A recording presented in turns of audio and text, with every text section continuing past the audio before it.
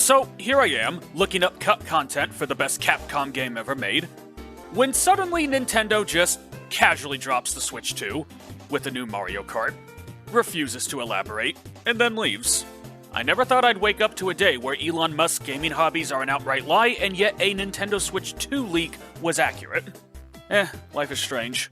If you're interested in a 30-minute deep dive of a 30-second reveal, I'll leave a link down below to Good Vibe Gaming. They cover it better than I could. Instead, I want to go over the new characters that should be added to Mario Kart 9.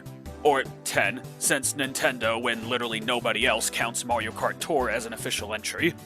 And when I say new, I really just mean characters that were not in Mario Kart 8 Deluxe. It's not that I don't want characters like Dry Bones, Kamek, and King Boo returning, but at that point the list would just risk devolving into my favorite characters from Mario Kart 8, with a handful of characters that are brand new. And I'd rather talk about people that we haven't been playing as for 7 years, and for some of us have been playing as for a decade. Regardless, if they were in Mario Kart Tour or an older entry in the series but never came back for Deluxe, they're fair game. And no crossover characters. That can get its own list. With that said, let's begin.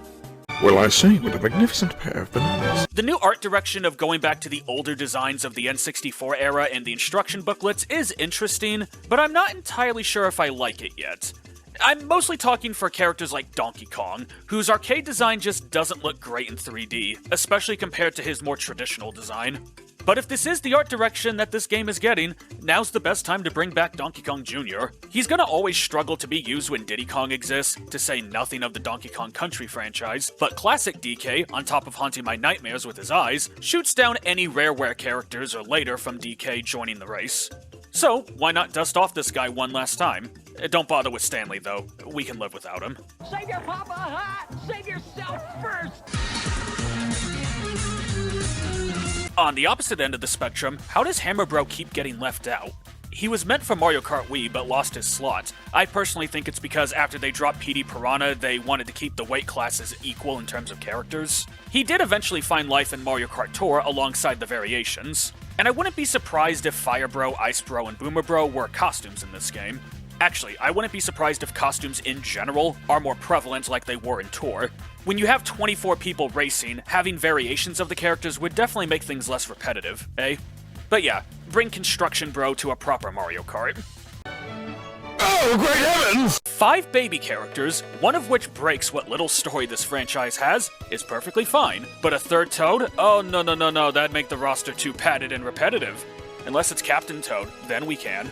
Alright, that's not actually the situation. It's far more likely that most of Nintendo's developers just don't remember Toadsworth. And most of the characters along the lines of Baby Daisy or Baby Rosalina are last-minute additions that try to make use of existing assets. Toadsworth doesn't make many appearances these days either. In fact, if we discount remakes and cameos, the last time we saw Toadsworth in a game was 2013. Combine that with Nintendo's, at points, unhealthy obsession with having to make something new or trying to make new characters whenever they can, and how a single comment from a developer on one of these games can determine the roster, and it's easy to see why the old geezer never made the cut. But at the same time, come on. We are at the point where there's 5 baby characters, we have the 7 Koopalings, we can have a third Toad, and on top of that, we have Rosalina from Mario Galaxy, Pauline from Mario Odyssey. Let Toadsworth be the Sunshine representative for these spin-offs. Especially if we aren't going to use the Piantas anymore. With my ninja info cards. Yes, I would add Boom Boom as well, but this isn't about him.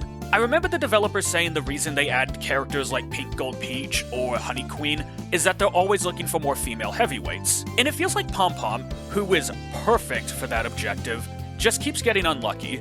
Mario Kart 7's development was absolute hell, with a roster so rushed that not even Waluigi, Birdo, or Toadette were allowed in. So, the new addition to the series from 3D Land lost out to a literal B because that B required little to no animation.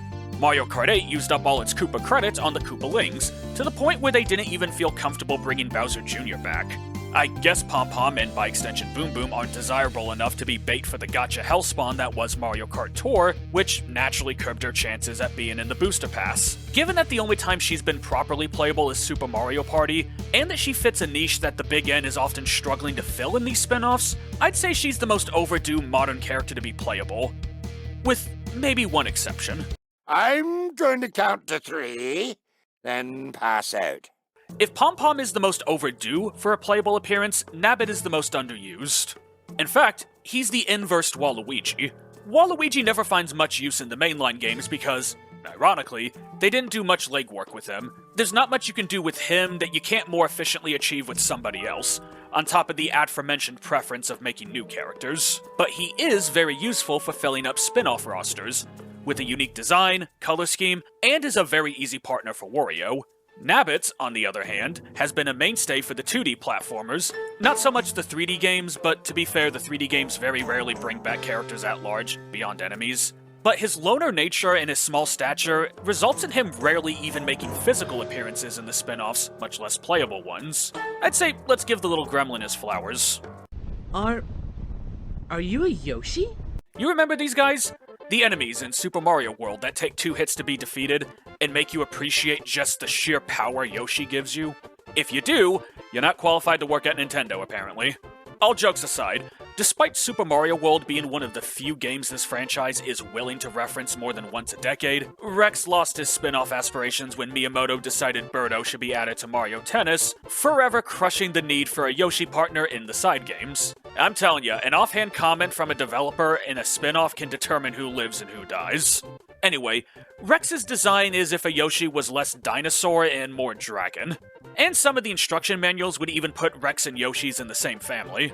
And if this Mario Kart is going back to the older art style, now's a good time to reintroduce Rex to a generation who's never seen an evil Yoshi. And no, Boshi doesn't count. So, I want a WarioWare character for this slot. I don't think it's controversial to say that if there's anything they could be in, it's Mario Kart. But I'm having trouble picking just one. And can you blame me? The series has a lot of memorable faces. You know what? I can't choose just one. You're familiar with Billy Mitchell, World Video Game Champion?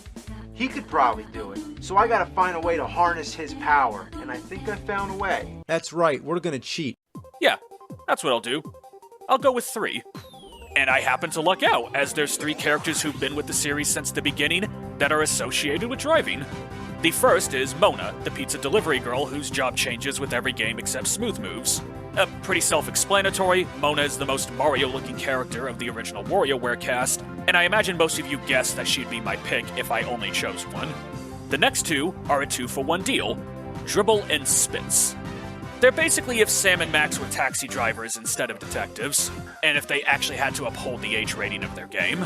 They definitely look more like Wario characters than Mario characters, but I'd wager they'd still fit into a Mario Kart game, especially with the art direction this game's going with. Coincidentally, these 3 characters fit perfectly into the main weight classes of Mario Kart. Mona as a medium weight, Dribble as a heavyweight, and Spitz as a lightweight. And they even have some options for vehicle parts, being Mona's bike and a taxi. Though I don't know if that would actually influence someone being playable.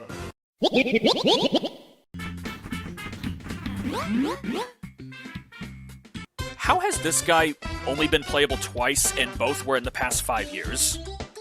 Seriously, how?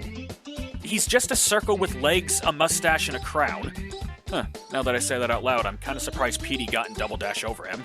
But he's a simple heavyweight option and a good representative of Mario 64. He's also one of the best additions to Mario Kart Tour that never got a chance to ascend beyond Gacha Hell. Honestly, there's not much to say. His design is Pac-Man simple, and he's a legacy character you rarely get to play as, despite the fact he's as old as I am. If you're not watching the Super Mario Bros. Super Show, you're gonna turn into a Goomba! Okay, so why a Paragoomba specifically? Well, honestly, it's because I don't think we're ever getting Goombella in Mario Kart. And with the bikes returning, Dr. Goomba Tower isn't a viable option either. Yes, if this was a carts-only Mario Kart game, like Mario Kart 7 or Tour, I'd go for Dr. Goomba Tower. We need to remember the sins that science has brought upon this world. So, with the best option and the worst option both being unrealistic, third place takes the gold. And to be fair, Paragoomba's wings would actually serve a purpose. It would help make its lack of arms a lot less distracting. Think about it. Since the camera would be behind the driver all the time, it would help block the wheel from the player's view, and by extension, the lack of arms on said wheel would be kept out of mind. Just a nice, effective visual trick. The wing assets could also be used to make Koopa Paratrooper for another filler slot if needed, but that's just a bonus. If nothing else, it'd be funny if normal Goomba gets Mario Party while Paragoomba gets Mario Kart.